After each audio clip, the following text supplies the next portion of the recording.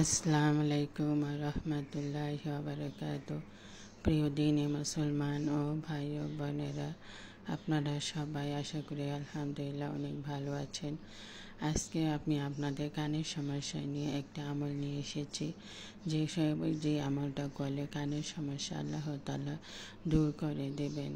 যে কানে ব্যথা হবে সেই কানে ডান হাত রেখে এই দোয়া 100 বার পড়ুন। ইনশাআল্লাহ আপনার কানের সকল সমস্যা দূর হয়ে যাবে। দোয়াটি হলো ইয়া সামিউ ইয়া সামিউ ইয়া সামিউ ইয়া সামিউ। কানের উপর ডান হাত রেখে ইয়া সামিউ 100 বার পড়বেন। আল্লাহর রহমতে আপনার কানে সকল ধরনের সমস্যা দূর হয়ে যাবে।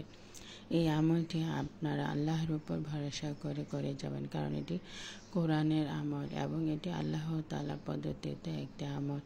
এগুলো কোরআনের বাহিরে কোনো আমল নয়। আপনারা করে দেখতে পারেন এবং আশেপাশে যাদের কানের সমস্যা আছে তাদেরকেও এটি জানিয়ে দেবেন, কারণ এটি একটি মারাত্মক সমস্যা। কানের সমস্যা অনেক মুসলমান ও ভাই বোন ভুগে থাকেন এবং তারা এই আমলটি যদি করে থাকেন তাহলে অবশ্যই আপনার কানের সকল ধরনের সমস্যা থেকে মুক্ত পাবেন।